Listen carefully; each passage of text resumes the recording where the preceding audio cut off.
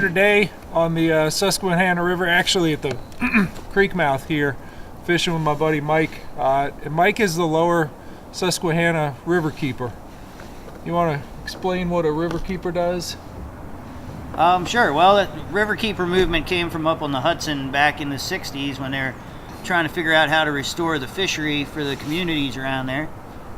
And, a lot of different power companies and the railroad yards and the oil companies were really polluting the Hudson.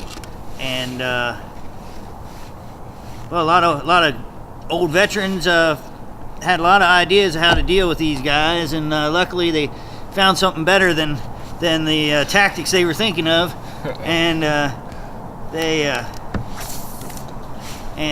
found an old law. Actually, Bob Boyle from Sports Illustrated found an old law that was called the Rivers and Harbors Act, and it said that if you catch somebody polluting and it's found to be a criminal act, then if they're found guilty, you could get a bounty. Wow. So that's how the first one, the Hudson Riverkeeper, started. They were kind of bounty hunters for polluters on the Hudson River. Huh. That was before the Clean Water Act. Now there's 195 of us. Well, I think a few more now. Last count I had was 195 of us all around the world. I'm the one on the lower Susquehanna River here. I work from central Pennsylvania down to the Chesapeake Bay. 9,215 square miles of area that I try to cover. It is a big river. And, biggest on the East Coast. And, we go out, track down pollution, and when we find problems like we're having on the Susquehanna right now, we try to work with the scientists to figure out what we should do about it. And we try to get the decision makers to do the right things. So our four main issues right now, we're working on the smallmouth bass and the disease, working on the nutrients and sediment going into the river, causing algae blooms in the river and the bay, working on the Conowingo Dam and the sediment issues and everything going on over there, and then also working on the hydrofracking here in Pennsylvania on the Susquehanna River. Now, is there anything that your average angler who's out here every Saturday, or anything that we can do to help? Well, certainly talking about it all that we can, and talking about it to your decision makers. Doesn't matter, Democrat, Republican, whatever. Most people respect the sportsman. Right. And we got to make sure that they know that this is one of their top issues. You can't just have these. You can't lose a world-class fishery in 10 years and then sit and not do everything you can to figure out what's going on. Right. And unfortunately now, the DEP here in Pennsylvania is not doing everything they can. They need to be listing this as an impaired waterway, right, so that we get a deadline and we get focus on fixing these problems. I know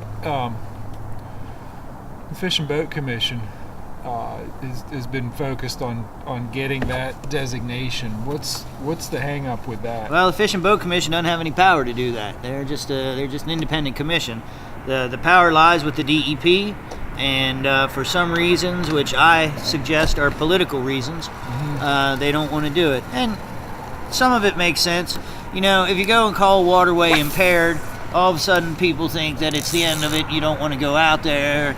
And that's not the case. We're catching monster smallmouth. It's just we're only catching 10 or 20% of what we used to catch. Yeah, I know.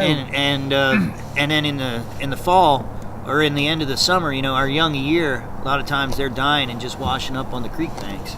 Now, Mike, you mentioned something along the lines of a letter that people can write to help. To help get it designated as impaired? Well, at this point, we have to kind of go over the heads of DEP, and it's the EPA that has to really approve this list that comes out. So we're trying to get as many letters into EPA before February 25th that we can get out there. And what we really need to do is have people contact us directly. We have a survey to fill out for smallmouth fishermen and other users of the river. Then you take that survey and you can write a letter and send it over to EPA Region 3. Right. And your website? Our website is Lower Susquehanna lowsusriver.org. And you can email me directly at lowsusriver, LOWSUSRIVER at hotmail.com. In terms of being your eyes and ears and Well, that's always, we call ourselves, I'm the Riverkeeper, that's my title, but our group is called Stewards of the Lower Susquehanna. Right. And that's it. Everybody, you don't even have, it'd be great to become a member, but you don't have to become a member. Just have our information, 717-779-7915. You can call me anytime to document an issue.